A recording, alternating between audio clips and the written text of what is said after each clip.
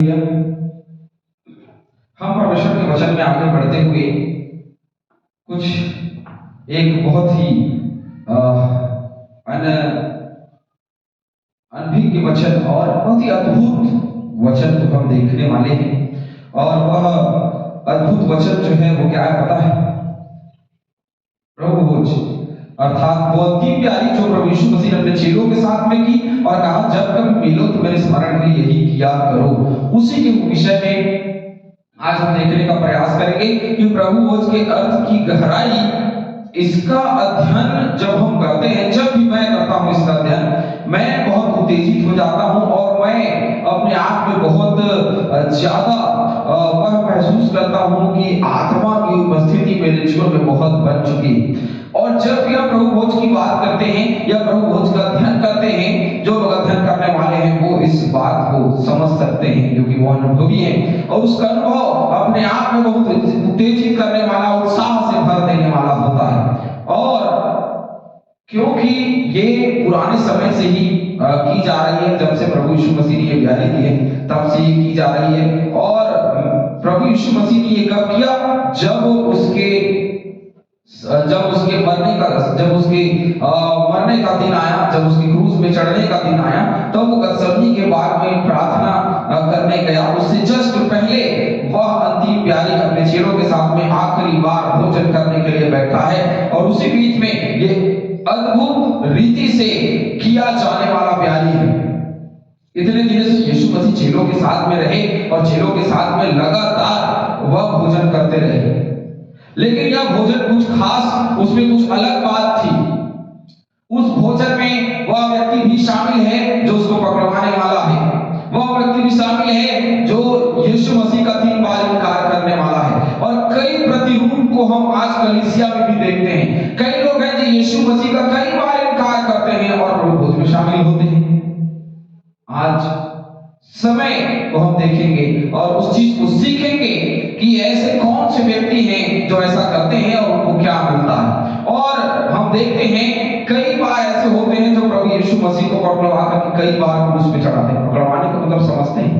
पकड़वाने का मतलब है कि उसका इनकार कर देना और उसको क्या करना? बेच देना। बेच देने का मतलब समझते हैं? बेच देने का मतलब है कि वचन को लोग क्या कर रहे हैं? बेच रहे हैं। कई लोग सीडी बना करके, कई लोग बाइबल बहुत अधिक मूल्य में, जबकि बाइबल जो है बहुत ही सरल, क्योंकि बाइबल के कई संस्थानों को बहुत भेंट दिया जाता है ताकि वो बाइबल बना सके, लेकिन मोटी रकम लेकर के उन बाइबलों को बेचना, बेच करके उसको पैसा कमाना। तो इस प्रकार से कई बार वचन को लोग बेचते हैं। कई बार हम देखते हैं कि वचन सुनाने के लिए बड़ी मोटी रकम ली जाती है। बिल्कुल ये, क्योंकि देखिए मजदूर को मजदूरी मिलनी चाहिए, पर हम एक मोटी रकम लेकर के परमेश्वर के सुसमाचार का प्रचार करें, यह हमको बिल्कुल भी अच्छा नहीं लगता। मुझे तो बिल्कुल अच्छा नहीं लगता। और इस प्रकार से हम मसीहियों को या मसीही प्रचारकों को या मसीही लोगों को, विश्वासी लोगों को देखते हैं एक पतरस के समान और दूसरा यहूदा इस्करियोती के समान। हालेलुया। और हम आज देखेंगे कि प्रभु भोज क्या है। लूका सुसमाचार 22:19 से 21 में स्पष्ट रूप से यह प्याली को हम देखते हैं। फसह के पर्व का मनाए जाने का समय यीशु ने रोटी को लिया, अर्थात रोटी ली और परमेश्वर को धन्यवाद दिया। तब उसने इसे तोड़ा और अपने शिष्यों को दिया।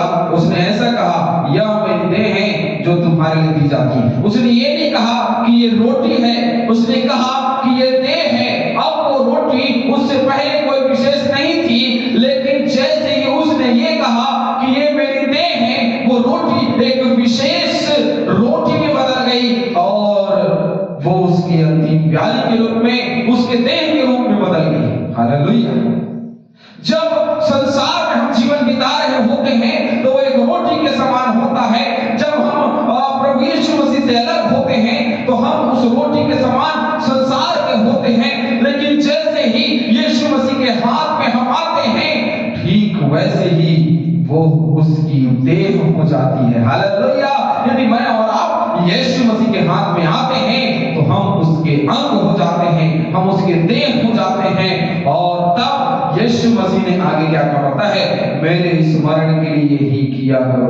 ये प्यारी उसके स्मरण के लिए है, ना कि पाप की शुद्धता सभ्यता के लिए। मैं कुछ नया नहीं बता रहा हूं, जो वचन में लिखा है हम वही बात करेंगे, क्योंकि हर बार हर व्यक्ति नया बताने का प्रयास करता है, लेकिन मैं हर बार एक ही चीज बोलता हूं, यदि हम उसी का अर्थ समझ जाते हैं तो प्रभु हमको आशीष देगा। हालेलुया।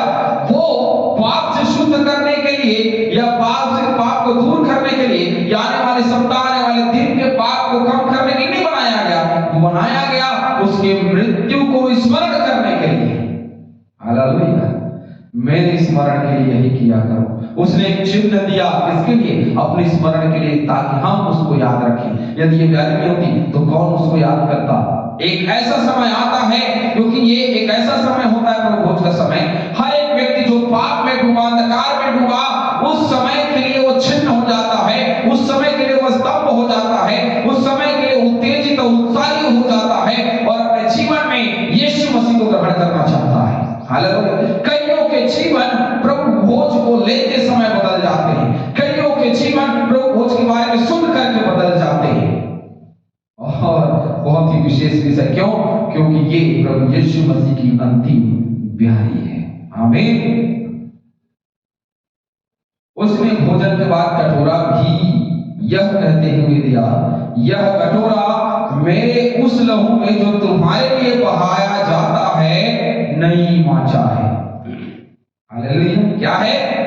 तुम्हारे लिए बहाया जाती है तो नई वाचा है। तो लहू की नई वाचा,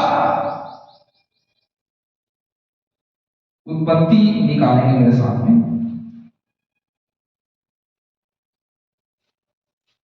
उत्पत्ति 39 उसका 10 वचन। और ऐसा हुआ कि वह प्रतिदिन यूसुफ से बातें करती,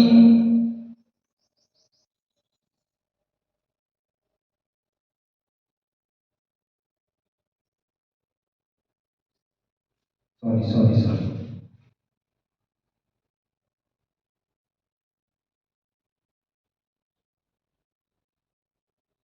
तब हम दोनों ने एक ही रात में अपने अपने होनहार के अनुसार स्वप्न देखा, और वहां हमारे साथ एक इब्री जवान था जो जल्लादों के प्रधान का दास था। सो हमने उसको बताया और उसने हमारे स्वप्नों का फल हमसे कहा। हम में से एक एक के स्वप्न का फल उसने बता दिया, और जैसा जैसा फल उसने हमसे कहा था वैसा ही हुआ भी, अर्थात मुझको तो मेरा पद फिर मिला, पर वह फांसी पर लटकाया गया। तो जिसने इस स्थान का अंगीकार नहीं किया वो फांसी पर लटकाया गया, और हम ये सब जानते हैं। ठीक वैसे ही जैसे उसने उन जवानों में से स्वप्न देखा गया, एक ने पद को पाया और दूसरे ने फांसी पे लटकने का जो स्वप्न देखा था उसको हम पूर्ण होता हुआ देखते हैं। हालेलुया। ठीक वैसे ही यहूदा इस्करियोती भी क्या किया गया? क्या किया गया? क्रूस पे लटकाया गया। 49 का 10वां वचन निकालेंगे, उत्पत्ति 49:10। जब तक सीलो ना आए तब तक ना तो यहूदा से राज न छूटेगा, ना उसके वंश से व्यवस्था देने वाला अलग होगा, और राज्य के लोग उसके अधीन हो जाएंगे। वह अपने जवान गधे को अधीन, और राज्य के लोग उसके अधीन हो जाएंगे। तो ये एक ऐसा विषय है जिससे उसकी लहू की नई वाचा को हम देखते हैं। निर्गमन की किताब में जिस वाचा के संदूक को और हम देखते हैं मिलाप वाले तंबू को बनाया गया, वो रीति बड़ी ही अद्भुत थी, और उस रीति को हम देखते हैं कि जब तक लहू न छिड़का जाए तब तक बलिदान ग्रहण नहीं होता। अब ये लहू छिड़क रहा है कहां? स्वर्ग के लिए लहू छिड़क रहा है, उस पवित्र स्थान के लिए लहू छिड़क रहा है, परमेश्वर की उपस्थिति के लिए लहू छिड़क रहा है, और कह रहा है कि यह मेरी लहू में नई वाचा है। पुरानी लहू की वाचा क्या थी? बलिदान करो और अपने पापों को शुद्ध करो। लेकिन यहाँ एक ही बार नई वाचा के अनुसार एक ही बार बलिदान किया गया, और दोबारा बलिदान की आवश्यकता बिल्कुल भी नहीं पड़ी। मत्ती 26:30। और वह रात्रि में जैतून के पहाड़ पर चले गए, यहीं पर यहूदा के द्वारा यीशु मसीह का विश्वासघात किया गया। मत्ती 26:30 पढ़ेंगे।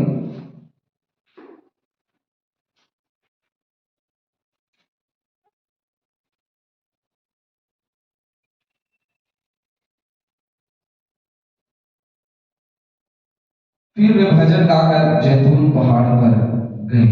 और जैसे ही उन्होंने प्रभु भोज की ब्यारी की और ब्यारी करने के बाद में वो भजन गाए और भजन गा करके वो जैतून पहाड़ पर प्रार्थना करने चले गए, जहां यीशु मसीह पकड़वाए गए, जहां यहूदा इस्करियोती ने यीशु मसीह को पकड़वाया।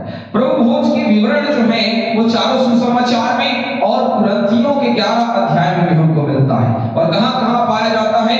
मत्ती 26 से 29, मरकुस 14 17 से 25, लूका 22 7 से 22 और यूहन्ना 13 31 से 30। प्रेरित पौलुस ने भी इसको लिखा 11 कुरिन्थियों 11 23 से 29।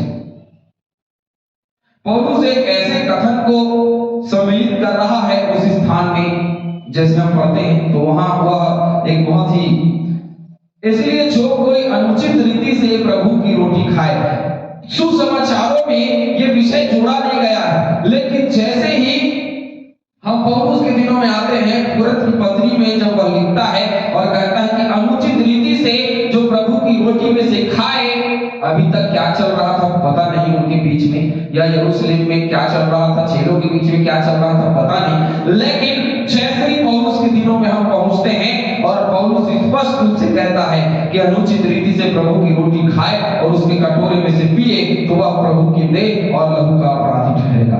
कई बार हम अनुचित रीति से उसको ग्रहण करते हैं, कई बार, क्योंकि जो पाप की दशा में है और यदि प्रभु के रोटी में हाथ डाले तो वह अनुचित रीति से डालता है। हालेलुया। क्योंकि जो खाते पीते समय प्रभु की देह को ना पहचाने, वह इस खाने और पीने से अपने ऊपर दंड लाता है। रोटी और कटोरे में से अनुचित रीति से सहभागिता करने का अर्थ होता है, इसका अर्थ यह हो सकता है कि रोटी और कटोरे का जो सच्चे अर्थ है उनका अनादर करना। हालेलुया। उसने कहा कि मेरी देह, क्योंकि ये मेरी देह है, इसका स्मरण किया करो, ये मेरे लहू में, मेरी लहू में नहीं वाचा है। अब जो उसके देह और उसके लहू के अर्थ को नहीं समझता, वो प्रभु भोज ग्रहण करे तो उसको क्या लाभ होगा? कोई लाभ होगा? नहीं हो सकता। हाँ, हालेलुया। और बात यह है, कई लोगों को हमने देखा है कि चर्चों में बिल्कुल बैठे रहेंगे और जैसे प्रभु भोज की बारी आती है बाहर जाते हैं और बिल्कुल मुंह को साफ करके अंदर आते हैं, क्योंकि उनके मुंह में गुटखा या तंबाकू दबा हुआ होता है। क्या ये इतनी उचित है? शराब के नशे में उसको ग्रहण करना क्या ये उचित है? पाप की दशा में ग्रहण करना उचित है? कई बार हम देखते हैं कि वहीं क्या चल रहा है, एक दूसरे को देखा देखी चल रहा है, एक लड़का एक लड़की एक दूसरे को देखा देखी कर रहे हैं, है ना? और प्रभु भोज का जब समय आता है तो दोनों प्रभु भोज लेते हैं। क्या ये उचित रीति है?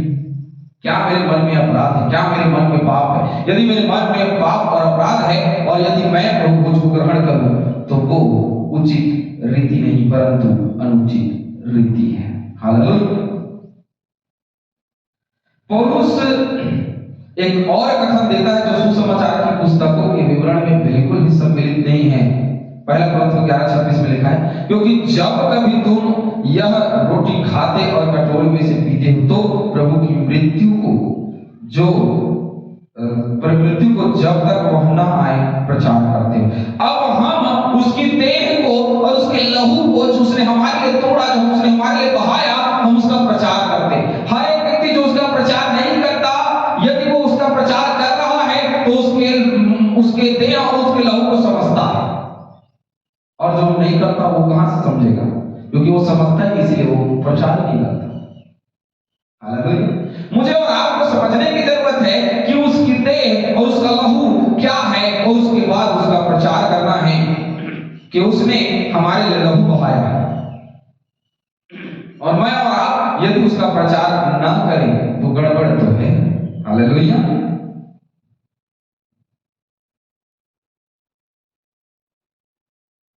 इस विधान या इस रीति को जो प्रभु ने दिया है, जब तक हमारा प्रभु ना आए उसको स्मरण करने की बात कहता है। और यदि हम उसको अनुचित रीति से लेते हैं तो उसका परिणाम भी बहुत विपरीत हो सकता है। हालेलुया। चलिए एक बहुत ही अच्छे उदाहरण के साथ में एक गवाही के साथ में मैं आपको समझाने का प्रयास करूंगा। एक व्यक्ति है, भैया हैं, और वो भैया जी क्या करते हैं, सुबह उठते हैं, सुबह उठ करके रविवार का दिन सुबह उठते हैं, और वह दिन जो था, क्योंकि उनके चर्च में एक विशेष दिन पे ही प्रभु भोज ली जाती है, महीने में एक दिन प्रभु भोज ली जाती है, और ऐसे कई चर्चों में लिए जाते हैं। हमारे यहाँ रविवार को होता है, लेकिन वहाँ कोई विशेष दिन होता है तब लिया जाता है। तो देखते हैं हम कि भैया जी हैं जो सुबह उठे, सुबह उठ करके उस दिन प्रभु भोज था, अच्छे से तैयार हुए, तैयार होकर के रास्ते में जा रहे थे।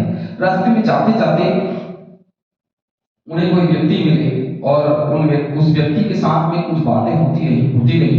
उसके बाद में अचानक से उन्होंने खुद गवाही दी, और अचानक से उनके मुख से अपशब्द निकल गया, और अब वो अपशब्द निकल गया, और उसके बाद में वो आराधना में चले गए, और आराधना में जाने के बाद में उन्हें प्रभु भोज की प्यारी में हाथ डाल दिया, और प्रभु भोज की प्यारी में हाथ डालने के बाद में घर लौटे। जब घर लौटे तो उन्होंने देखा कि उनके गर्दन में सूजन है। क्या है? गर्दन में सूजन है। और जैसे ही गर्दन में सूजन हुआ, वो डॉक्टर के पास में गए। सूजन का कारण कोई बता नहीं सका, क्योंकि चोट लगी नहीं थी, किसी प्रकार की कोई बीमारी थी नहीं। तो हुआ क्या? कुछ नहीं निकला। डॉक्टर क्या इलाज करे, कुछ समझ नहीं आ रहा था। तो धीरे से उनको याद आया कि मैं जब रविवार के दिन जा रहा था तो मैंने अपशब्द कह दिया, और जिसकी वजह से शायद हो सकता है कि मेरे जीवन में यह परीक्षा आई हो।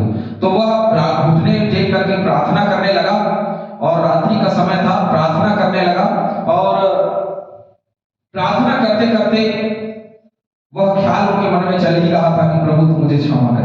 और अचानक से जब उन्होंने गर्दन को छू करके देखा तो उनका सूजन जो है वो चला गया था। अगली बार जब वह गया तो इसकी गवाही उसने पूरी कलीसिया को दी, और पूरी कलीसिया ने उसको सराहा कि कम से कम किसी ने तो अपना अंगीकार किया है। कई बार मनुष्य जो है डर में अंगीकार नहीं करता। कई बार हमको तकलीफ तो होती है, क्योंकि जब भी हम अनुचित रीति से उस पर हाथ डालते हैं, हमारे जीवन में समस्याएं तो होंगी और समस्याएं आती हैं, लेकिन कई बार हम उसको छुपाने का प्रयास करते हैं।